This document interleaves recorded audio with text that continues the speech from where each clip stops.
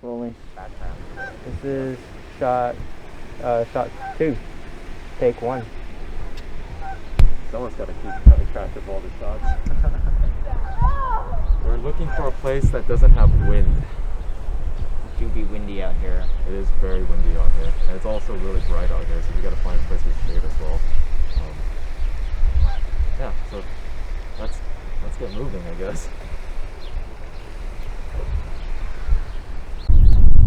Honestly, I'm gonna cut my hair in the middle of this interview, and I'm gonna look completely different halfway through. I can't deal with this.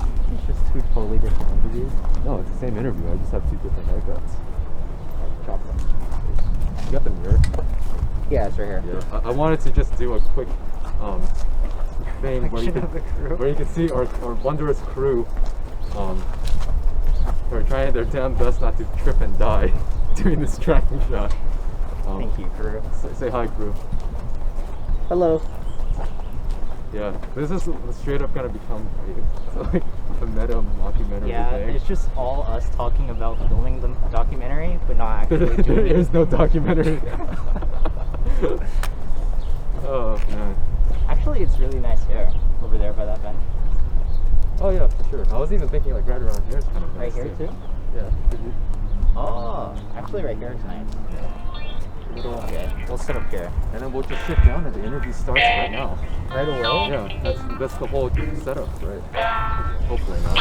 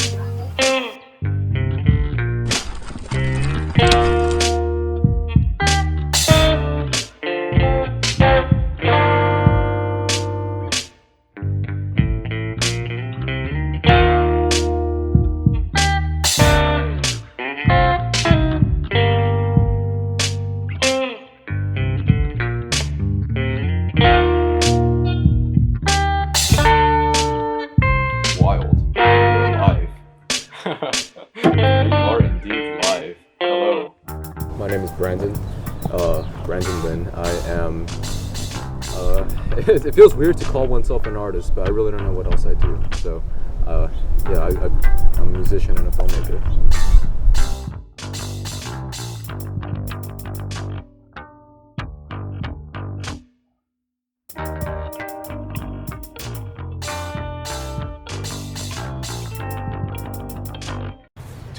Two of the members aren't actually here right now, but we have 4 of our members, and we're gonna do a live jam.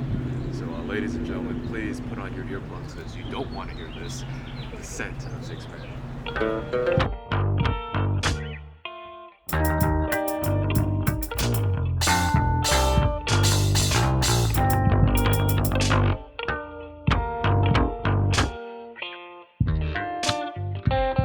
I think my plan is to attempt to work in the studio system, or at least just get paid somehow.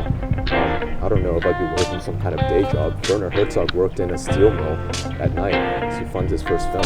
You know, like maybe I'll do something like that. I don't know if I don't get a job in the film industry.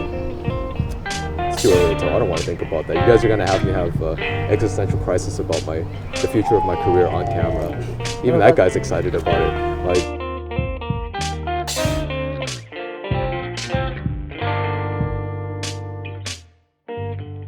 It's still important to know that that's who you are, you know, and to accept it. That doesn't mean that you can't improve, but it's, I guess, for me at least, I still need to find a way in the middle in between all that.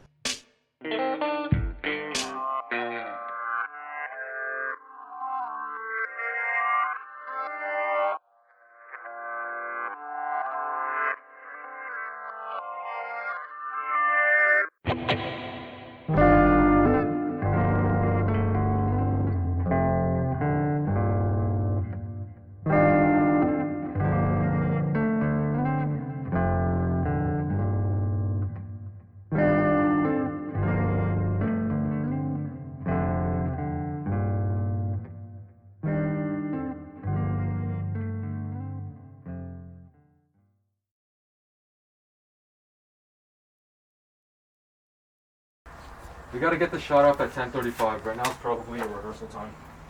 Indeed, it is your rehearsal time. So Tran, you probably want to do a camera rehearsal and a talent rehearsal. Gotcha. Okay. Okay. Okay. You good? Rolling 2E, take 3, MOS. Action.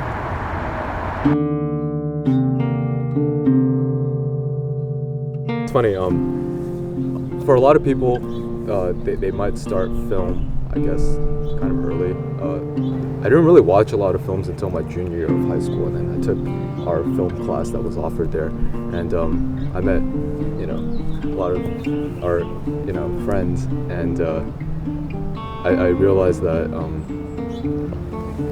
I think the thing that really got me into film is the fact that these stories that are from a completely different place and a different time really touched me in like a real human way. I didn't think I could relate to or be moved so much by something like M by Fritz Lang, which is like from 1931 in Germany. Like something about that really moved me, and it made me want to create stories that I could maybe connect to someone else with. I think it's really interesting that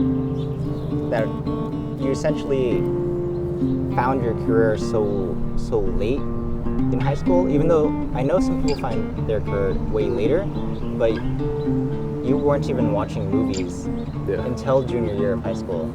And I don't know, it's interesting that you bring that up because I don't really know if there was a lot of pressure to feel like to pick something in the last year of high school and in junior, senior year, and I don't know, to be fair, I don't really even know if this is going to be my career. I would like it to be, but hey, whatever happens, happens. Like, we'll see where that goes. You also do music. You have music posted on Spotify and YouTube. It feels very, very professional. Everything done. Yeah, maybe it might come off that way, but like if you peel the curtain back, it's straight up me in my room with my guitar. I don't even have all the stuff I've released. Like I didn't even have like a DI box, which is like the thing you actually plug your guitar into. I was straight up using like an audio recorder, like what we're using like here, to like just mic my music up. So I don't want to say like imposter syndrome or sell myself short, but it's definitely like projecting a sort of like fake it till you make it sort of thing. But I don't think it invalidates what I'm doing. It's not as professional as it might seem, because I don't think it really is. I think we all have sort of that feeling.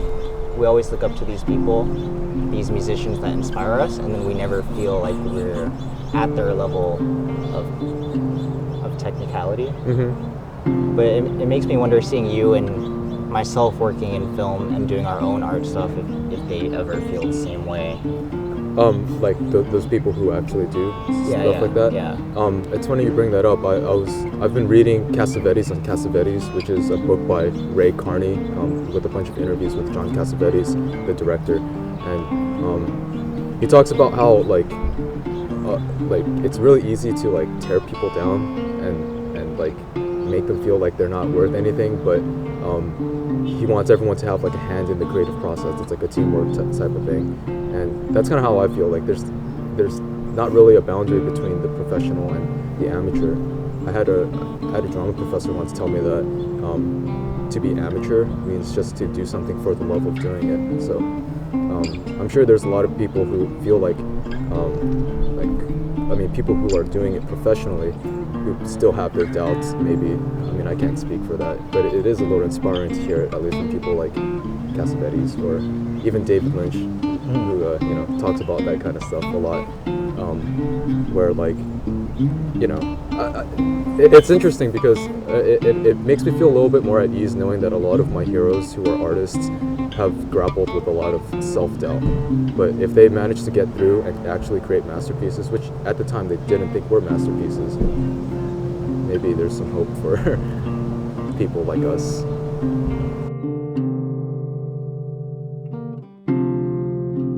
Sometimes I'm afraid that I'm gonna burn out in terms of passion. I would like to think I'm a pretty passionate person when it comes to creating stuff, but I'm afraid that there's gonna be a time where I won't have anything to say. I think it's easy to like create stuff and stuff, but like without saying anything, what's the point of creating it? I'm afraid I'm gonna get to that point where I might just be going through the motions. Like in terms of reservations to committing to the art life or whatever, I don't know, man. Like I'm only 20 years old. I mean, I feel old, but in reality, I'm 20 yeers old is not very old.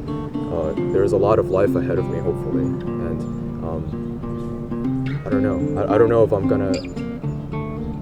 I plan to commit to it, I guess. I mean, it's interesting that you're doing this documentary right now because I'm just like, these are my thoughts right now in 2021. I haven't gone through any hardships that would make me doubt my commitment to art yet. I haven't gone through anything like that, any events that would make me doubt that. So right now, when I'm young and doe-eyed and the whole world is there for me to grab, yeah, sure, I'll say I'll commit to the art. Come back to me again in 5, 7, whatever years, and hopefully I'll be in a good place and I'll still be doing it. But life can take you anywhere, I guess. So I don't know. For now, yeah. Being in our 20s in college, it feels really weird. It feels like we do still have our whole life ahead of us, but it feels like we still haven't done enough. Or it feels like, despite that, it feels like it might be too late. It feels like everyone's moving past you already. Oh yeah, definitely. I always say that I haven't lived until I graduated high school, and I honestly believe that. Like, I don't know about you, but in high school I was like a complete bookworm. I didn't even go out. I spent most of my time doing calculus problems and world history DBQs and stuff. I mean, nothing against that. It's just I wish I had sectioned my time out better and spent more time doing things that were like life experiences that I could actually use. But hey, I mean, hopefully there is still a lot of time ahead of us being in college to try new things and all that. I just have fun tweedling around in the studio. I just like listening to my own music. That sounds so egotistical, but I make music that I want to listen to. Yeah. I mean, it's kind of weird to listen to your own music. To be honest, I don't really listen to myself that much anymore, but before it's released, I listen to it like 50 times, and then once I start hating it, that's when I pull the release. And everything I've released so far, it's passed the test, so it's out. Yeah. Well, let's say hypothetically, you never discovered film. Okay. You never discovered music. I guess I'd be living in a rock in Bavaria, but yeah, go on. Well, let's say hypothetically you haven't discovered any of these things in your life. Yep. As a child, where would you see your life going then? Would you become more of a business person? Maybe army, for example? Where would you see your life going? So, Brian asked me about like the fact that I discovered film kind of late, or at least my passion for filmmaking kind of late. Right. For most of my life, I guess, in school and stuff, I was really, I guess, academically inclined. So that means that I would be, I don't know, I was thinking about being a physicist before I took an AP physics class that made me realize this is not for me, Yeah, I don't know. I guess I'd be in academia or something. Probably not happy. I don't know if I'm even smart enough to be in academia. But I don't know. I'd be a cog in the system. Not that I'm not a cog now, but I'd be a bigger cog.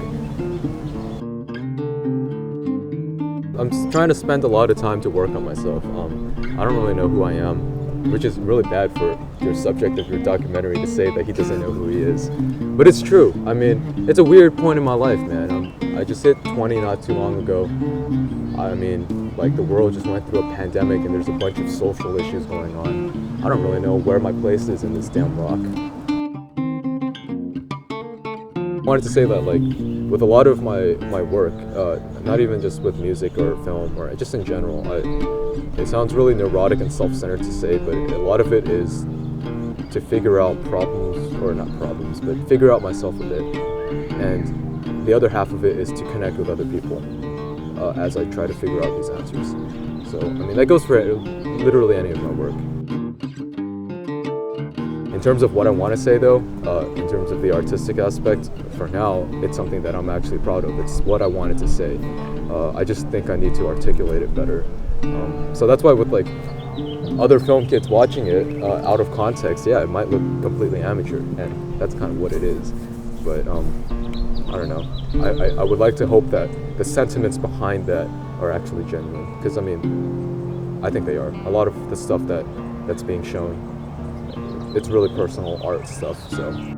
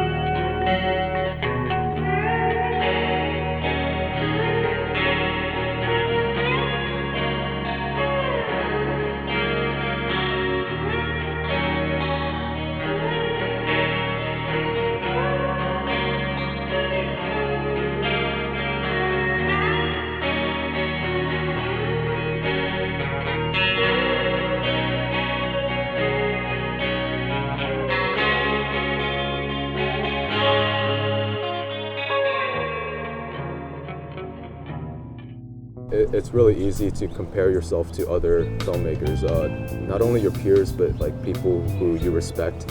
And because of that, it's like,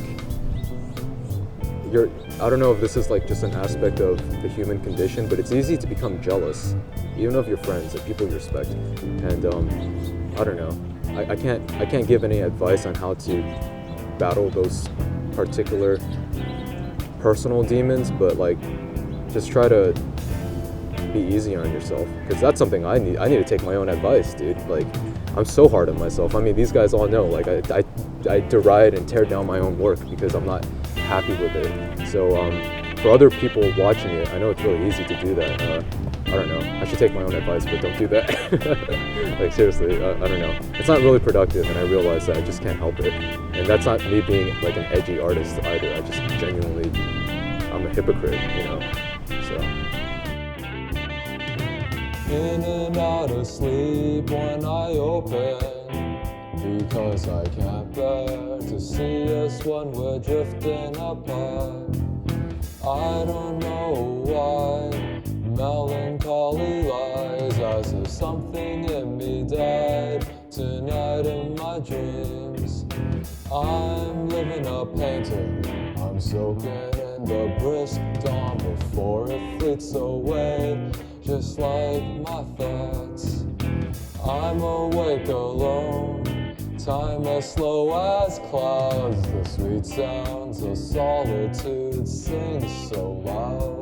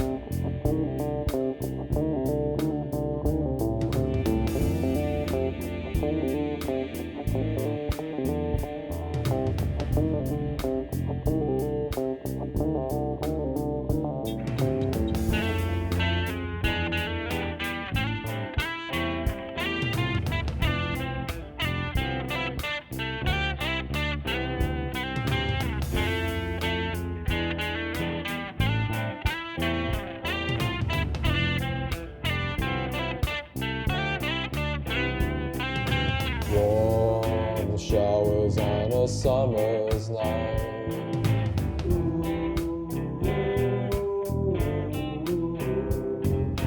Warm showers on a summer's night.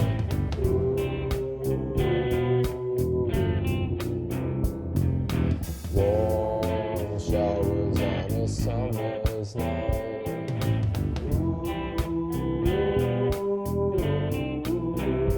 Just like warm showers on a summer's night.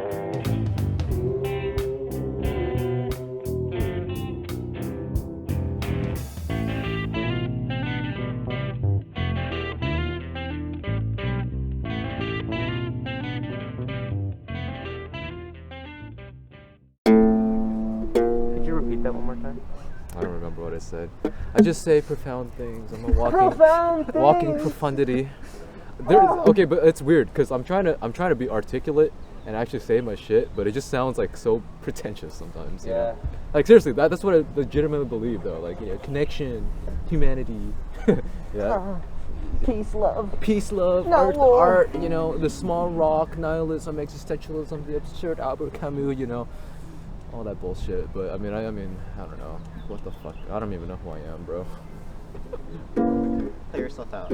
Huh? Play yourself out. I got you. This is me, and this chord represents me. And then this is me when I'm happy. But most of the time, I'm just like. How about this? I'm gonna try to summarize everything that happened in the documentary through rap. All right, let's go. Okay. Alright, we're gonna record this? It's already recording. Okay. I don't know where I am in this world.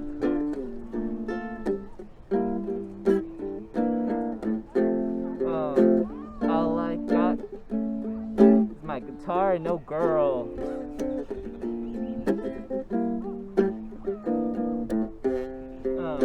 I started off with a camcorder, recording YouTube videos. Nobody will ever see them.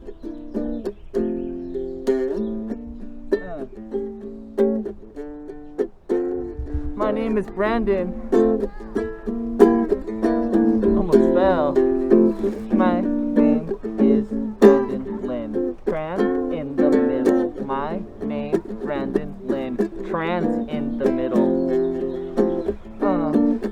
I don't know who I am. It's still important to know that that's who you are, you know, and to accept it.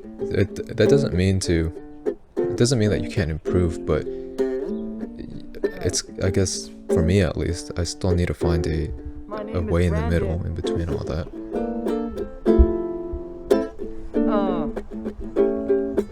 Film was a hobby.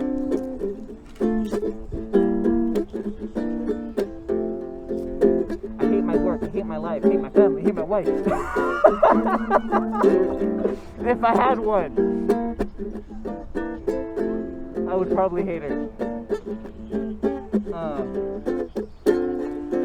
I love my casting crew, hold them like a family. We snuggle on the bed, trying to make some babies.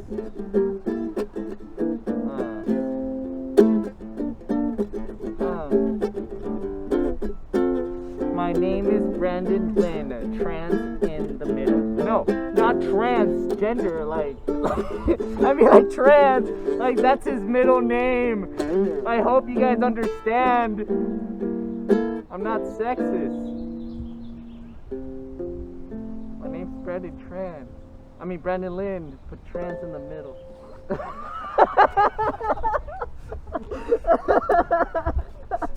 Welcome to our Grammy-nominated soundtrack for this documentary, which I don't even know the name of, but directed by you Dingus. That's right. That's you. Yes.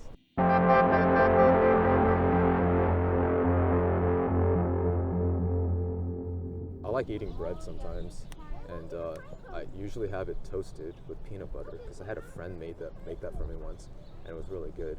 and I'm really only just killing your memory cards because there's a lot of noise, and if you guys are actually going to use this for whatever reason, that was not usable.